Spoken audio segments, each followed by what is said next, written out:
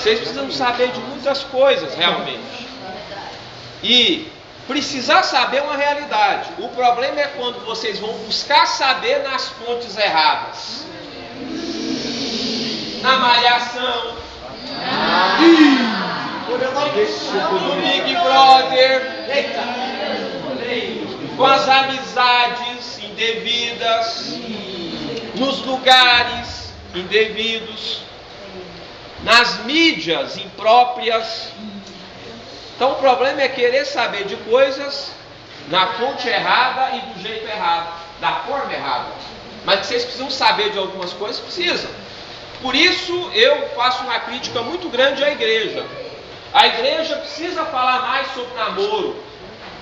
A igreja precisa falar mais sobre sexo. Não fala sobre sexo como se sexo fosse. Sexo foi criado por Deus. Nós precisamos falar do jeito correto de sexo, ensinar sobre sexo do jeito correto, claro, dentro de um limite apropriado. A gente também não pode dar curso sobre sexo para solteiros. Isso é para casais, é lá do outro lado, né? Isso é lá na outra palestra. Mas nós precisamos mencionar aquilo que vocês precisam saber, dentro do limite de vocês.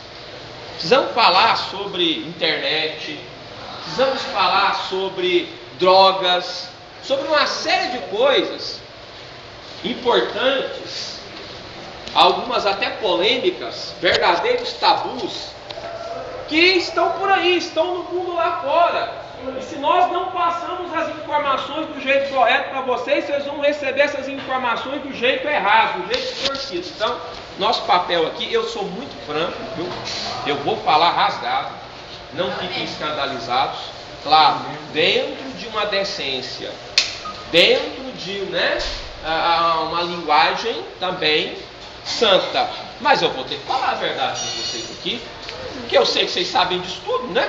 Tá vendo? Eu sou besta, sabem mais do que eu se brincar. Então, coisas que rapazes e moças precisam saber. Pode passar os primeiros slides, por favor? Vocês estão me ouvindo bem aí? Sim. Amém? Amém! Gravem o tema da palestra, hein? Qual que é o tema da palestra? Coisas que rapazes e moças precisam saber. Provavelmente é a primeira pergunta. Já dei uma colher de chá para vocês. Cuidado. Vamos ver se a gente consegue ver.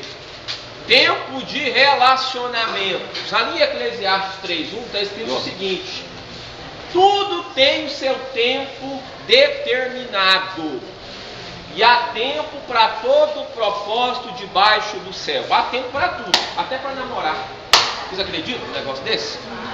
Com certeza. Há o tempo para a juventude.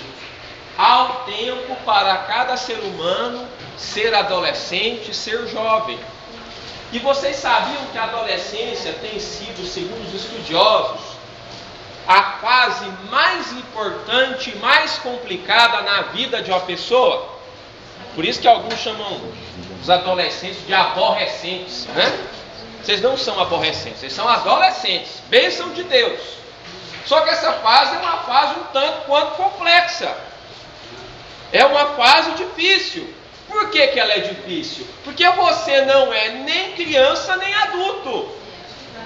Você não é uma coisa nem outra. Você está buscando definições acerca de si mesmo.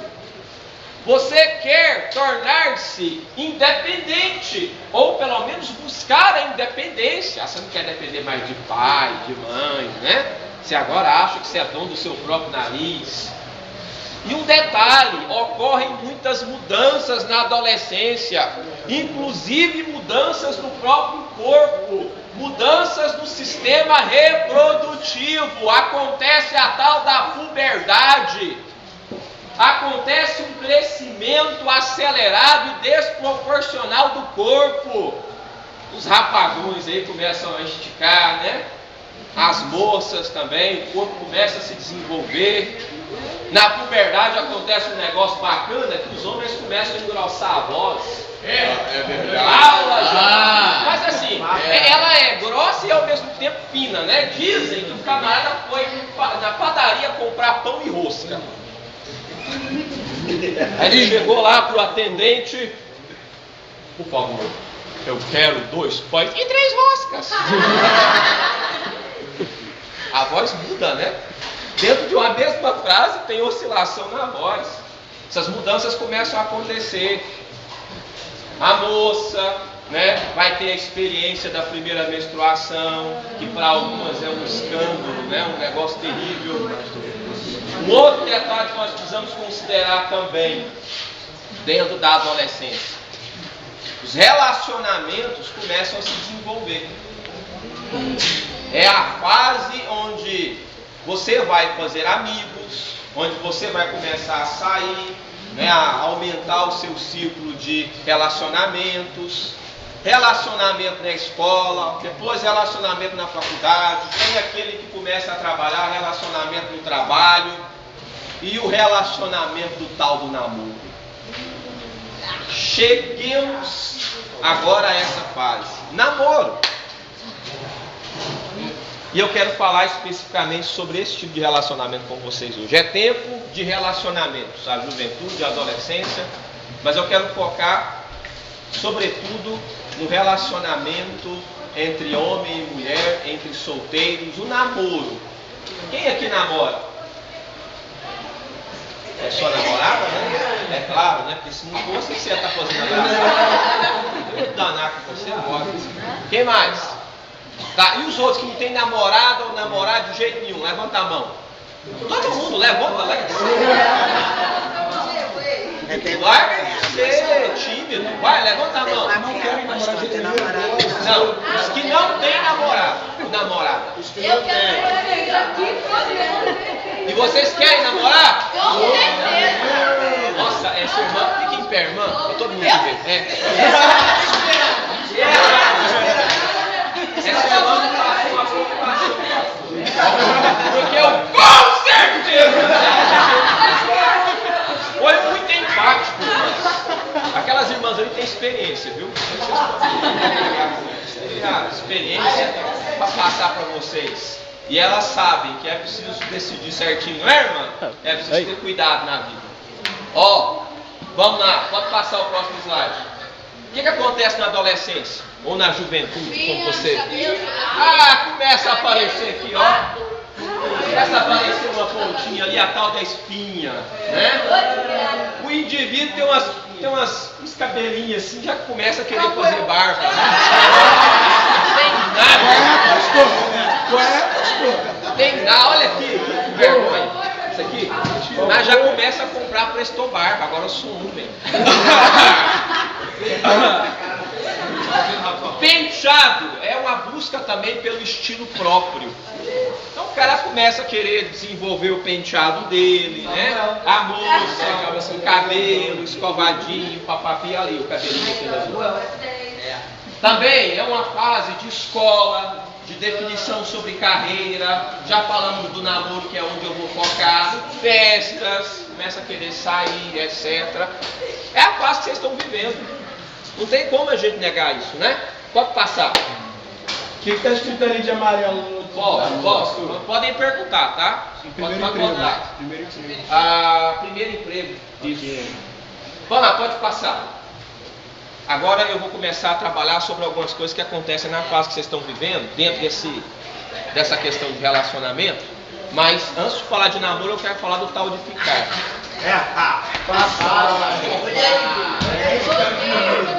Ó Deus, mexe na ferida. Quem já ficou que não precisa responder? Não querem saber. Porque estão por criar problema para vocês. Mas Deus sabe. Deus sabe.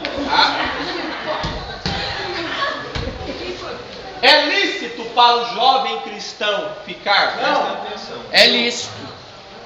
Vamos lá, nós temos pessoas que vocês acham. É lícito. Tá, ok. O indivíduo ali diz que depende do propósito.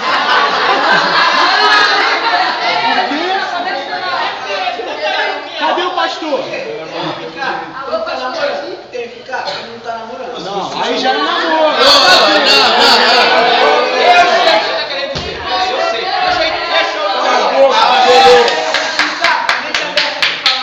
Deixa eu advogar o irmão. O que ele está querendo dizer, que é o que eu ia falar, que para alguns o ficar ficar, tem um ficar mais duradouro. Que é o ficar para saber se deve assumir namoro ou não. É isso que você está querendo dizer? Um relacionamento para se decidir se vai ficar mais sério ou não. É, mais ou menos. Nós vamos avaliar isso agora, né? Vamos ver. Quem mais? Ficar é lícito, sim. É lícito. Você acha que é lícito? A gente pode fazer o que a gente quiser, mas... Ok, quer dizer que é lícito, mas não convém, né? Ok. Tudo bem lícito. Agora nós temos que tomar cuidado, porque quando Paulo fala de algo que é lícito, é para todas as coisas que são lícitas, mas é claro, por exemplo, eu não posso dizer que pecar é lícito. Depende, por exemplo, comer carne. Naquele contexto que Paulo está dizendo, comer carne é ilícito? Não é ilícito comer carne. Vocês comem carne aqui, estão comendo carne aqui, é proibido, é pecado comer carne? É ilícito? É lícito comer carne. Porém, naquele contexto de Corinto, comer carne poderia gerar alguns problemas, porque a carne naquela cidade era sacrificada a ídolos. E alguns cristãos poderiam estar contraindo carne contaminada ou carne oferecida a ídolo. Paulo diz, aqui em Cristo tudo é santificado. Você dá graças, tudo é santificado. Mas se comer carne escandaliza o seu irmão, não coma. Então, peraí, eu preciso entender que algumas coisas são lícitas, não são proibidas, não são imorais, não são indecentes. Mas eu preciso avaliar se, com bom senso, se convém. Agora, o ficar, quando eu coloquei essa palavra lícito aqui, essa palavra lícito não tem a ver necessariamente com essa questão. Aqui é proibido ou não é proibido? É pecado ou não é pecado? É moral ou é imoral? É decente ou é indecente? Nesse sentido, entendeu? Então quando você fala assim, é lícito, mas não convém, dá a entender que é algo legal, bacana, que não é pecado, mas que eu tenho que decidir se devo ou não fazer. Nesse contexto aqui eu quero avaliar se é pecado ou não. Você acha que é pecado? Sim. Beleza. Mais um só, fala. Cadê esse? É pecado. É pecado? Falar que é prostituição. Prostituição? Sim. Isso. Ok, vamos avaliar agora. Ficar ou não ficar? Primeiro vamos definir o que é ficar. O que é ficar? Sair beijando todo mundo? Não. Ou um só, gente. Pera aí. Tem que ser todo Tá. mundo. Vamos trazer algumas definições do ficar aqui, ó. Olhem pra mim. Olhem pra mim agora. Ficar. Algumas definições. Tem várias. Sim, senhora. Beijar sem compromisso. Beijar sem compromisso. Verdade. Isso. Ó, a primeira definição, a senhora está certa também, é a seguinte: é quando uma amizade começa a esquentar e as duas pessoas começam a fazer coisas que normalmente dois amigos não fazem, como por exemplo trocar selinhos, passar língua com língua, com porcaria. Aliás, um dia, quando eu tiver outra oportunidade, se o pastor de vocês, né, às vezes, se eu for louco, ele me convida de novo. Se um dia ele me convidar de novo, eu vou dar um estudo sobre o beijo. Opa! E vou mostrar para vocês que o beijo glória! O beijo é a coisa mais nojenta que existe. Se vocês souberem quantas bactérias vocês ingerem no beijo, Mas é por uma boa causa. vamos trabalhar isso aí. Mas peraí. Pensando no beijo como algo muito íntimo, como algo onde você troca saliva, imagine alguém, imagine alguém beijando várias pessoas a noite inteira. Quantas bactérias lá no caso, né? Mas vamos voltar aqui. Uma amizade que está esquentando. Para outros, ficar é um namoro de verão, né? Ou um amor de férias. Sem compromisso, curtição, tá ali, a moça é bonita, o rapaz é bonito, tem atração física.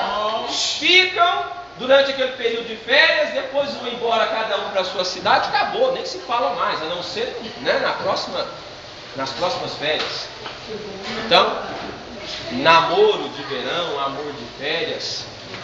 Para outros, o ficar é um test drive, é o que você faz no carro quando você quer comprar, né? Você vai dar uma voltinha para saber se você deve comprar ou não.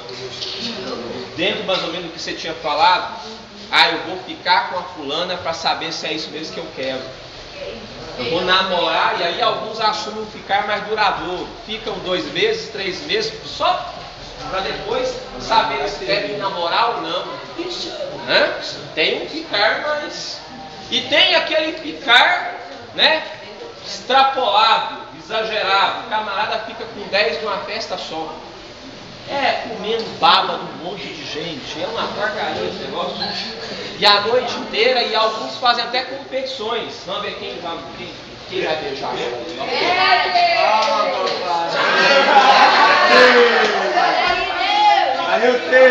Aí o camarada chega e fala assim, olha,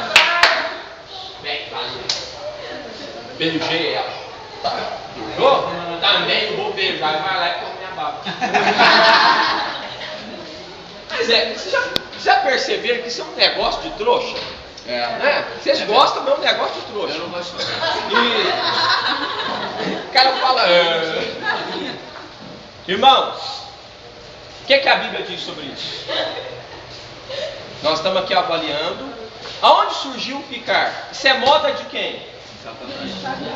Lá do mundo. No carnaval agora vocês não imaginam o que está acontecendo lá. Ficar de nada.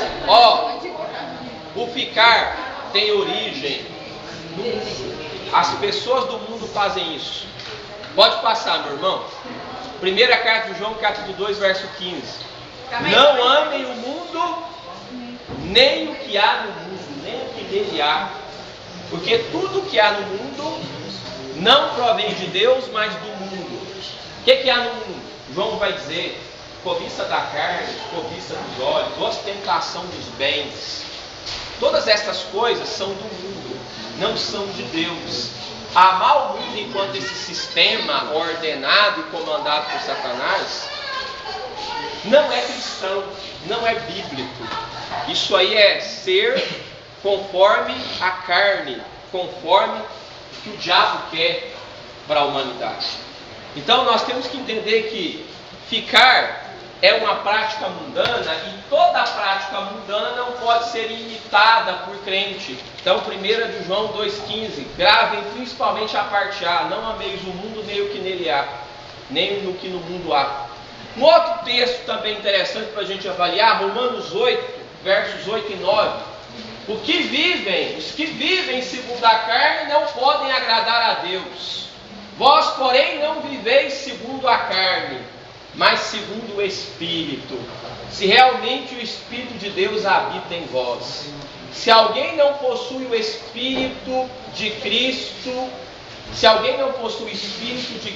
este não é dele. Romanos 8, 8 e 9. Também em Romanos 13, 14. Revesti-vos do Senhor Jesus Cristo e não façais caso da carne, nem lhe satisfaçais aos apetites. Apetite. Jovem tem apetite? Não pode falar apetite do almoço, não. Apetite da carne. Tem ou não tem? E os hormônios, como é que estão?